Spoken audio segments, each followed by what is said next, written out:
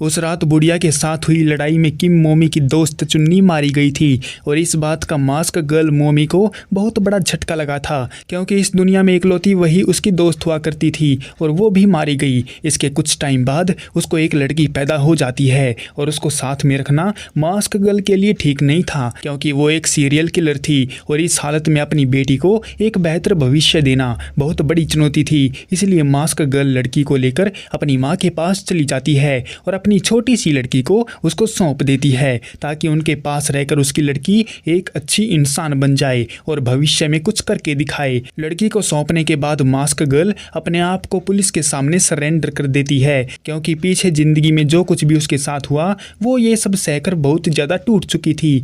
गिरफ्तार होने के बाद कोर्ट मास्क गर्ल को एक बहुत ही खतरनाक सीरियल किलर और समाज के लिए खतरा बताकर उसको उम्र कैद में डाल देता है। मास्क गर्ल तो चली गई जेल में और अब उसकी बेटी को उसकी माँ पालती है, यानी कि उसकी नानी। उस लड़की का नाम मास्क गर्ल ने किम मीमो रखा था। लड़की अपनी माँ के बारे में नानी से पूछती भी है, लेकिन नानी उसको कुछ भी नहीं बताती, क्योंकि वो तो अपनी बेटी से सख्त नफरत करती थी। लेकिन उस लड़की की मुसीबत यहीं पर नहीं थमी, क्योंकि मुसीबत तो अभी शुरू ही हुई है। लड़की जौन से स्कूल में जाती थी वहाँ पर उसकी बेस्ट फ्रेंड ने ये बात फैला दी थी कि वो एक सीरियल किलर की बेटी है। इस वजह से कोई भी बच्चा उसके साथ दोस्ती नहीं करता था। लड़की को समझ नहीं आया कि आखिर ये सीरियल किलर मास्क गर्ल है कौन। कोई भी उसके सवालों का जवाब नहीं दे रहा था, तो लड़की इंटरनेट पर मास्क गर्ल लिखकर सर्च करती है तो उसको सारी बातों का पता चल जाता है कि उसकी माँ ने क्या क्या कांड किए थे, क्योंकि वो तो सरेंडर हो चुकी थी, इसलिए उसकी सारी खबरें इंटरनेट पर सर्कुलेट हो चुकी थी। ये सब जानकर लड़की को बहुत दुख होता है और उसे लगता है कि उसका जीना बेकार है, क्योंकि वो एक किलर की बेटी है। और जो कोई भी लड़की को इस बात के लिए चिढ़ाता था तो लड़की उसको बुरी तरह से पीट दिया करती थी। इस वजह से नानी को बहुत ज़्यादा दिक्कत होने लगी, क्योंकि कंप्लेंट इतनी आ रही थी कि नानी को अपनी जगह और स्कूल बदलना पड़ा। अब वो बेचारी भी क्या करती, क्योंकि जो कुछ भी वहाँ पर हो रहा था वो सब उसकी बेटी की वजह से हो रहा था और इन सब की सजा उस छोटी लड़की को मिल रही थी जिसने तो कुछ किया भी नहीं था। नानी को लगा कि अगर वो स्कूल बदल लेगी तो शायद हालात थोड़े बेहतर हो जाएंगे। अब कहानी में थोड़ा टाइम जम पाता है और वो छोटी सी लड़की टीन एजर हो चुकी है और पिछली बार की तरह ही नानी को एक और स्कूल बदलना पड़ा। अब जिस स्कूल में लड़की आई है वहाँ पर उसको एक चश्मे वाली लड़की के साथ बैठा दिया जाता है। हालांकि वो चश्मे वाली लड़की उसको ज़्यादा पसंद तो नहीं करती और लड़कियां भी उस चश्मिश को ज़्यादा भाव नहीं देती, लेकिन धीरे धीरे वो चश्मिश लड़की मीमो की दोस्त बन जाती है, क्योंकि पूरी क्लास में उसका कोई भी दोस्त नहीं था और इकलौती मास्क गर्ल की बेटी ही थी जो उसकी दोस्त बन सकती थी। और वो चश्मिश थोड़ी उस टाइप की लड़की थी, ज़्यादा नहीं बस थोड़ी सी। वो लड़कों से बात करना पसंद करती है और कोरिया के जितने भी फेमस बैंड के बॉयज़ हैं वो उनका ऑटोग्राफ कलेक्ट किया करती थी और उनको बेचने का प्लान बनाती थी। और एक बार जब वो स्कूल में एक लड़की को ऑटोग्राफ दिखा रही थी तो कुछ बुली लड़कियां आकर उसको परेशान करने लगती हैं, लेकिन वहां पर मास्क गर्ल की बेटी आ जाती है और उनको डरा कर वहां से भगा देती है। मतलब कि वो उनको ऐसा दिखाती है कि अगर वो बुली लड़कियां उसके साथ हाथापाई करने आएंगी तो वो उनको मीठी नींद सुला देगी। वैसे इस लड़की के लिए बहुत बुरा लग रहा है, क्योंकि बचपन से ही ये काफ़ी फ्रस्ट्रेशन का सामना कर रही है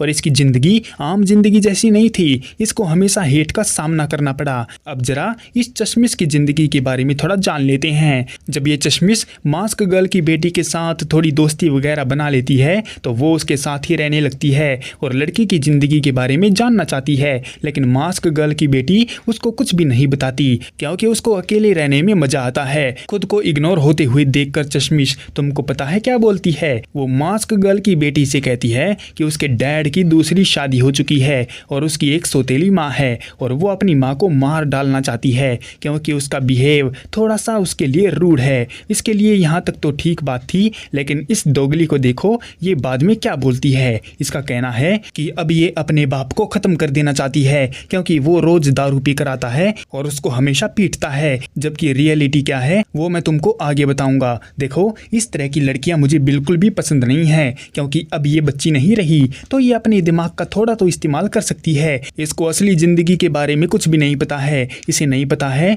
कि भूख क्या होती है और अपने सर पर किसी बड़े का साया होना कितना ज़रूरी है। ये सब तो वही समझ सकता है जो इन सब से गुजर चुका हो, लाइक मी। खैर छोड़ो, मास्क गर्ल की बेटी चश्मिश को काफ़ी लकी बताती है, क्योंकि उसके पास पास उसके माँ बाप तो हैं, और खुद उसको देखो, उसकी माँ के होने के बावजूद भी उसकी माँ ने कभी भी आज तक जिंदगी में एक बार भी उसको कॉल नहीं किया और कभी भी उससे मिलने की इच्छा नहीं जताई। और कंपेयर करने पर यह बात बहुत दुख देती है, क्योंकि चश्मिश मास्क गर्ल की बेटी को झूठ बोल रही थी। उसके घर में उसकी माँ का बिहेव ठीक है और उसके पापा उसको बहुत प्यार करते हैं, लेकिन नहीं, उसको तो मास्क गर्ल की बेटी की जिंदगी बहुत बढ़िया लगती है। उसे लगता है कि अकेले जीने में बहुत मजा आता है, लेकिन उसको ये नहीं पता कि उसने बचपन में ही कितनी ज्यादा मुसीबतों को झेला है। उसे तो बस ये दिख रहा है कि वो अकेली है और मजे में है। कुछ दिन में ही उन दोनों में बढ़िया दोस्ती हो जाती है और वो दोनों साथ में खेलते हैं, घूमते हैं और मजे करते हैं। पहली बार मास्क गर्ल की बेटी को कोई दोस्त मिली थी जिसके साथ वो इतनी ज्यादा खुश थी।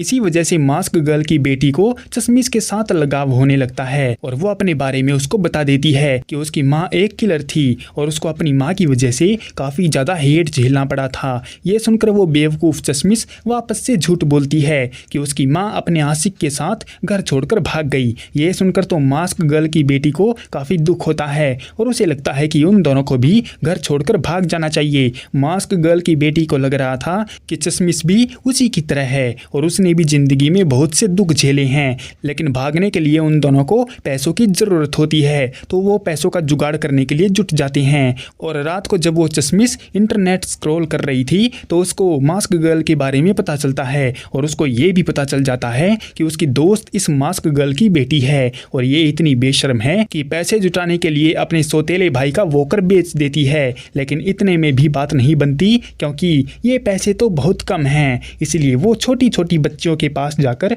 उन बैंड बॉयज के ऑटोग्राफ बेचने की कोशिश करती है, लेकिन बुली लड़कियां उसका प्लान वहीं पर फेल करवा देती हैं। तो मास्क गर्ल की बेटी उसको सहारा लगाने के लिए खुद भी कुछ करने का प्लान बनाती है। तो वो क्या प्लान बनाती है? वो चोरी करने का प्लान बनाती है। एक रेस्टोरेंट में बैठकर जब वो अपनी नजरें गड़ाई हुई थी तो एक लेडी बाथरूम करने के लिए चली जाती है और मौका पाकर मास्क गर्ल की बेटी उसका लैपटॉप उठाकर वहां से भाग लेती है, लेकिन रेस्टोरेंट का ओनर उसको रंगे हाथों पकड़ लेता है और पुलिस में दे देता है। पुलिस वाले नानी को वहां पर बुला लेते हैं तो नानी उसको पहले तो 2 थप्पड़ मारती है और उसको घर में ना घुसने की धमकी दे देती है। यार मानता हूँ मास्क गर्ल की बेटी के साथ बहुत बुरा हुआ है, लेकिन उसको ये सब नहीं करना चाहिए था। बताओ, उसकी नानी उसको पीटती है क्या? बिल्कुल भी नहीं। उसको पेट भर खाना नहीं देती है क्या?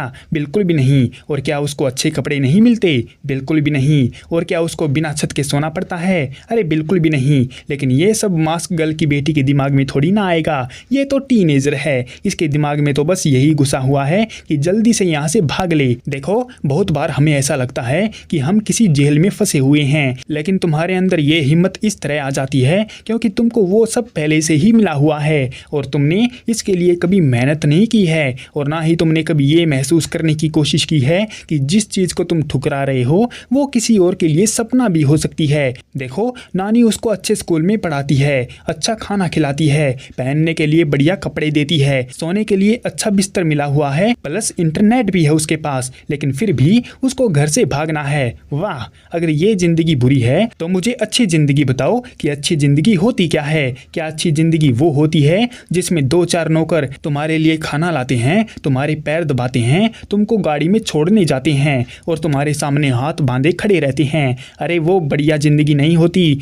बल्कि वो एक लग्जरी लाइफ होती है और लग्जरी लाइफ सिर्फ 1% की किस्मत में ही होती है, जबकि तुम लोग तो काफी बढ़िया जिंदगी जी रहे हो। लेकिन नहीं, इनको तो ये बात समझ में नहीं आएगी। उल्टा मास्क गर्ल की बेटी अपनी नानी पर ही गुस्सा होकर पुलिस स्टेशन से भाग जाती है, जैसे कि अपनी नानी पर एहसान कर रही है। अगर वो घर नहीं आएगी तो नानी उसके बगैर मर जाएगी। वहां से भागने के लिए जब मास्क गर्ल की बेटी अपनी उस चश्मिश दोस्त को कॉल करती है कि उसको एक रात के लिए उसके घर पर रहना है, तो वो उसकी प्रिय मित्र दोस्त तुम्हें पता है क्या बोलती है? उसका कहना है कि उसके घर में काफी ज्यादा लड़ाई झगड़ा चल रहा है और उसको अपने घर में जगह नहीं दे सकती, जबकि उसके घर में सब कुछ नॉर्मल था। देख रहे हो, सबके हाथ पीछे हट जाते हैं जब मुसीबत आती है और तुमको लगता है कि वो मेरे साथ है, वो मेरी मदद कर सकता है। अरे बिल्कुल भी नहीं। दुनिया में कोई भी किसी की मदद नहीं करता। अगर कोई खुद की मदद करता है तो वो बस एक ही शख्स है जिसको तुम रोज आईने में देखते हो। दुनिया में सिर्फ यही एक इंसान है